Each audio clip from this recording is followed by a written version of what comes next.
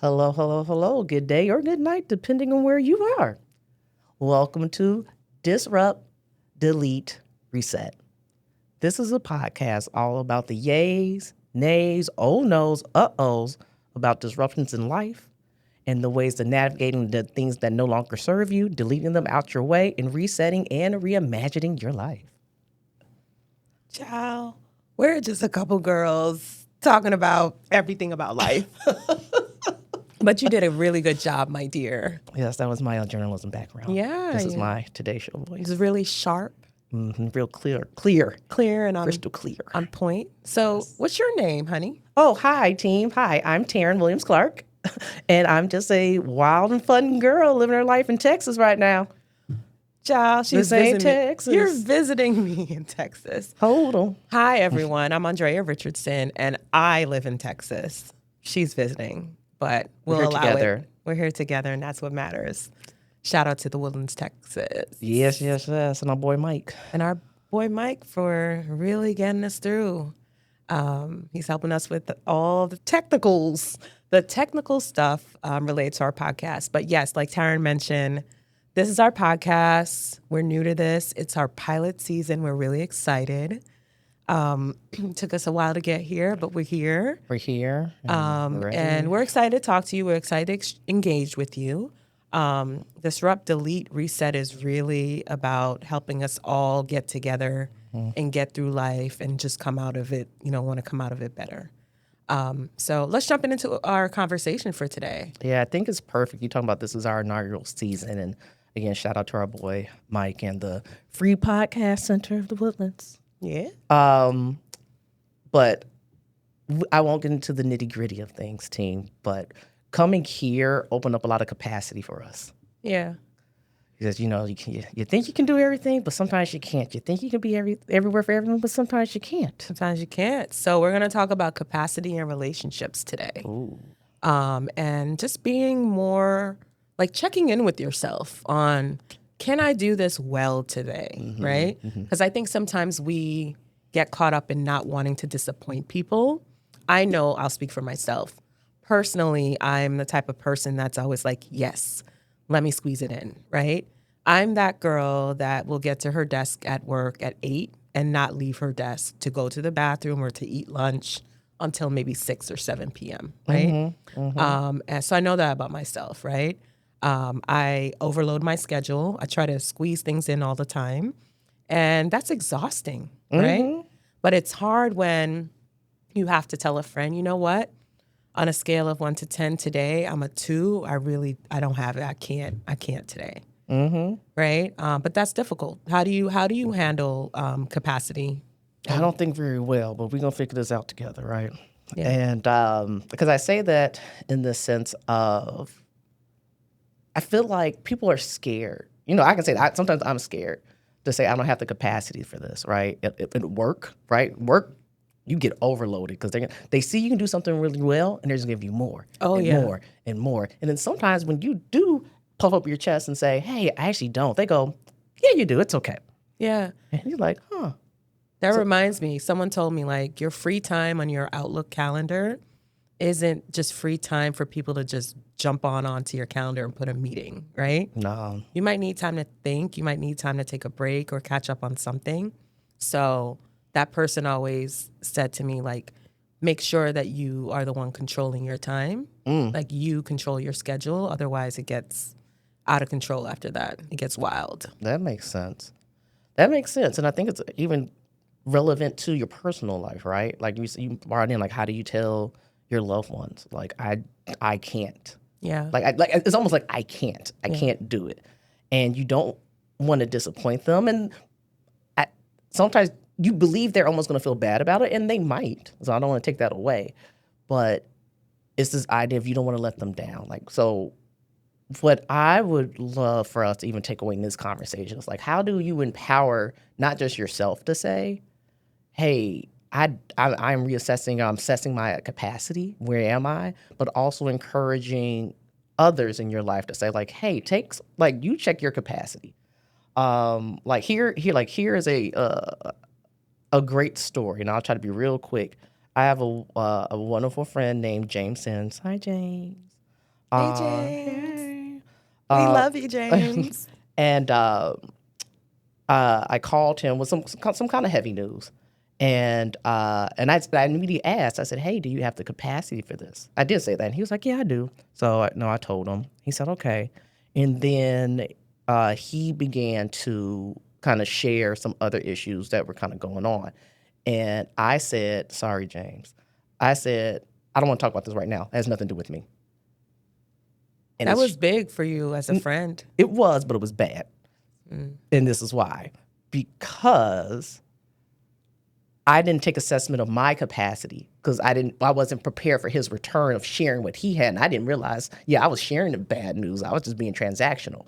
And when you're sharing your space with people, it's like, does it need to be, it probably shouldn't be transactional, right? You have to receive what you're giving. Yeah. So it's really taking that stock in capacity. Taryn, that's a nice blazer, by the way. Sorry, I get unfocused sometimes. That color looks really pretty on you. I love a good but bringing it back, because we said we need to focus, Yes. right? Capacity, at least in this season of life for me. So last fall, I left my last place of employment, and that gave me a lot of time to think about who I wanted to be when I grow up. But it also made me hyper aware about my own emotional capacity in this particular season when I was mourning the loss of my previous role, right? So I just started to have some really real conversations with my friends about that. In fact, you were one of the first friends that I had this conversation with. And I think that's how this ended up being a topic for our podcast. But remember this, we were in Greece for your birthday. JW Marriott, hi. Yes, in Crete. Beautiful resort, by the way. Shout out to JW Marriott. The people there are lovely. I love Greece. There's the culture and everything, but beautiful views. But getting focused. But yeah, we're good. All right, continue. We're bougie girls that like to travel, but we have to understand the capacity of our finances right now. So hopefully we'll get another cool international trip. But no, getting really focused though, right? We had a great conversation about really just where we were and where I was in my state. I remember you telling me, it's okay. Like, you don't have to feel like you have to explain to me where you are. Just tell me, hey, if I'm a 2 today on a scale of 1 to 10, just let me know. And as your friend, I'll give you the grace and space. So I really appreciate you for that. But that empowered me to then kind of like manage my other relationships similarly. So I found like in the last couple of months, if I got it that day, one of my really good friends, Aisha, shout out to Aisha and my god babies in Virginia. She's such a good friend because she always gives me the space to say, hey girl, I'm a 1.5 today. Yeah. And she's like sending hugs, we'll talk soon. And she checks in on me. And she reminds me to check in with myself. But no, I think we don't really do that in society. Like pushback, we feel like we're letting someone down when we say, you know what, I really truly can't today. Is it a pushback or is it setting boundaries? It's boundaries. Like, but it feels like a pushback if it's unfamiliar, right? Sometimes I feel like, okay, maybe I'm being selfish or I'm being mean, right? And even though boundaries is a good word, but it also gets a bad rap sometimes, right? But capacity does too, right? Yeah. Why are these bad words, right? Like they exist.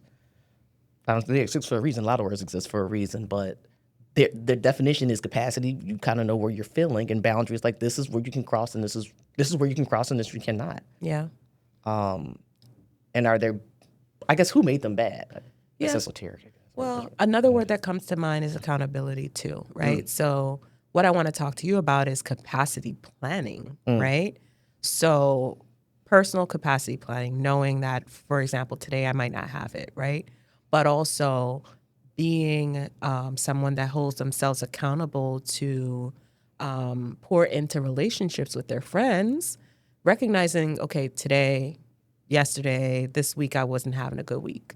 So next week, I have to prioritize being a good friend to kind of come back to the conversation and say, you know what, hey, here's what's going on. How are you? Checking in with you, right? I think there's some accountability that we have to kind of take ourselves through in pouring into our friendships sometimes, because you can't always be the girl that's like, oh, I don't want to deal with it. I can't deal with it. I can't deal with it, right? At some point, you have to, come out of that and pour into the relationship, because then it becomes transactional again, right? But it becomes one-sided. Yeah. What are your thoughts? You talk about accountability, and one thing that I tell people close to me is you got to take care of number one, and that's you. And yes, you have to take accountability and say, next time I have to show up for this person in this way. But realistically, if you're not okay, it goes back to capacity. You're not going to be okay for your loved ones. I know, but what if you're in that season for a really long time? What if you are a 2, 3 for several weeks? Then your capacity looks different. Okay. Your capacity can be, if you're at a 10, you're there for your friends, you're bringing them food, y'all traveling, y'all doing all that great stuff, Going right? to the rodeo. You're going to the rodeo, yeehaw. But if you're at a 2, sometimes it's just simply saying, I'm a 2. I'm alive. Yeah. Thumbs up. And that requires, and we talk about it not being transactional but fluid, is the ability for your loved ones or who you're talking to, not your colleagues, your next door neighbor, to be like, you know what, maybe I need to assess what this person's going through and just either lay off or build up. Yeah. It's cool that you mentioned that. And I think perhaps capacity is easier to manage in your personal life, but it's really hard to manage at work, right? Because at work, you're being paid to do a job, right? And we know that what's going on the outside impacts how well you're able to show up and how productive you are able to be at the workplace. What are some of the tips that you might have in managing capacity in the workspace? This is easier said than done, but be honest. You have to be honest, and you have to be okay with what I hate to say it, repercussion comes with that honesty, right? And I think it's also a conversation of expectations, right? Because what I've encountered, and I'm not sure if you or the crew have encountered, is I'm paid to do a job. I'm paid to pick this up, put this on a conveyor belt, and send it out. I don't know. We're doing PowerPoints, guys. It's communication. PowerPoints. Right. I said conveyor belt. Talking points. I was at the plant, but even asking, is it my job to pick up a product, put it on a conveyor belt, send it out, and now go out with you for happy hour, or show up to the meeting and do backflips, and I think it's that honesty, and if that is the requirement, then you have to assess. The individual has to assess if this is the place for me, and it's scarier said than done, especially in today's economy things. Yeah. But you still have to protect yourself, because at some point that leads to burnout, because it's over capacity. Right. And so for me, I think the tip is just lead with truth, and that's all you can do. Yeah. That's the one thing that I have control over is the truth. Yeah. What about you? No, I agree with you on that 100%. Just to give a little bit of context. So, Taryn and I know you are just getting to know us, but we know each other. So just want to add a little bit of context. We're both in the communication field. I met Taryn more than 10 years ago while I was working in the hospitality industry. And we both work in communication. So that little PowerPoint joke was... But tell them a little bit about you, Taryn. About me. I'm a Scorpio, first and foremost. My birthday's October 23rd, so I like gifts. So thanks. Or we just would love a follow on YouTube, Instagram, or TikTok. TikTok. You can't even speak right now. That's okay. But I'm a storyteller. I love to tell a good story. I like to be animated and create a visual to really make things exciting, to have a big impact. And also my storytelling, from a professional standpoint, is selling different products. I've worked with different clients like Harley Davidson. I've worked with different clients such as McDonald's, hospitality brand. I'll just leave it there. But for me, it's about storytelling. But what I recognize in this season of my life, it's being able to tell the story of myself in an effort to be having a positive impact on others. So that's probably the big thing where I am. So we talk about the podcast of, disrupt, delete, reset. It's this idea of like life has been disrupted, and my life has been disrupted plenty of times in different capacities and levels. But in the deletion part, it's like really moving forward and not removing things that don't serve me. Yeah. And truly resetting and being able to do that and tell a story, the various stories that I know can maybe make a difference and help my everyday life, to remind me that I am the ish. I have not cursed once. Yeah, and I'm proud of you. So just wait. I have not cursed once, folks. I curse like a sailor. And we love God. Yes, you can curse. We might curse a though. little bit. All right. Okay. But yeah, I just love being a good friend, a good sister, a good colleague, a good mom. Just that's it.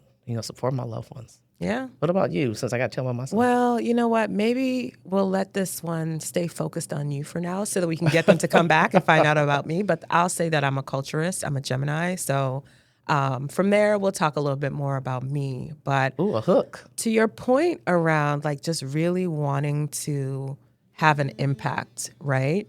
This podcast is really about helping people navigate conversations, life, challenges. So emphasis on the reset or the evolution part, because we are specifically at a point of evolution, and we've got some branding guys, because we're marketers. But no, we definitely want you all to engage with us, comment, give us suggestions, let us know, what you think about what we've said, and tell us how you're navigating capacity and relationships, right? And I think together we can continue to have positive impacts on each other, right? So with that, thank you so much. We got 8 minutes, dog. Do we? Yeah. We got more time? Yeah, we got more time. Thanks, Mike. So with that, look, we got more time, which we got more capacity. Bells and whistles. How about this versus what you and I think about capacity? How do we feel like we see others show up in capacity? I know we talked about work when we talk about like managers. Like you've been a manager before. Ooh. Like on the flip side, like how does one decide? Girl, let's talk about it. This whole capacity idea and manager. So I am very big on being self-aware about how I manage people, and I recognize the way that I manage people. I've learned it's important to kind of craft and curate that based on the individual. And it grinds my gears that managers have a one set it and forget it approach. I've had some great managers in life. Shout out to Nigel Glennie. He was an amazing manager. And in the last 10 years, I've had some terrible, I have to shout out Keisha Kelly Thompson. Okay. She is a gem, an amazing manager. She's at Hilton right now. Hey, Keisha, girl. Hey, Keisha. But I've had some terrible managers, right? Speak on it. I think sometimes when you get a title at corporations, people just assume that managers know how to manage people, and there's a difference between being a leader and being a manager. Some can be good at both, or good at neither, or good at either, right? But I do think it's not always on the individual at work. From a capacity perspective, it's also on the manager to be a manager that's empathetic, right? That is willing to recognize that this person isn't just a machine, right? And yes, we're paying you to do a job. We need you to be productive and we need you to show up. But also, I do think that sometimes the style has to change to make sure that it's helpful and creating a space where that individual can thrive. Like I feel really passionately about this. And I do think that some of the management training is a bit outdated. In fact, I will shout out my partner and co-founder of Space and Shift, which is my company that I have.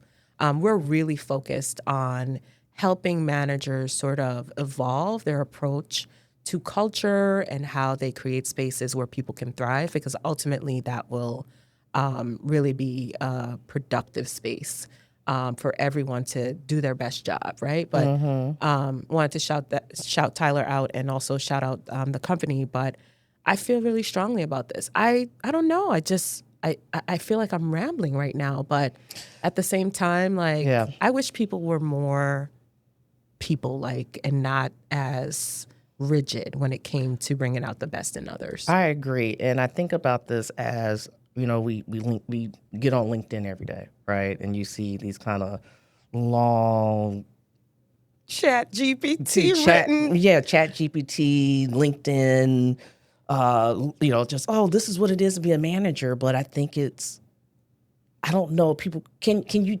teach that? And I think you talking about like empathy, right? Some people have it and some people don't. So it's natural. So is it the idea going back to the capacity, like does someone have to naturally be able to see, like, you know what, that person looks like they're in trouble? Because I feel like I actually don't see that a lot in the workplace. And I'll give a story. And it actually warmed my heart.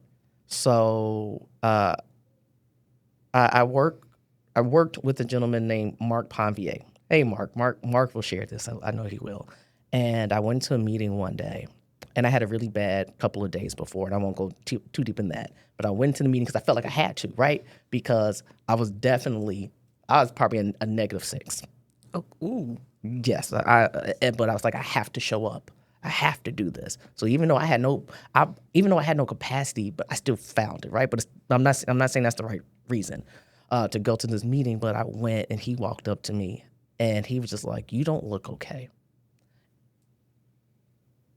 And it like stopped me dead in my tracks. He disrupted, and that disruption helped. Tell us more.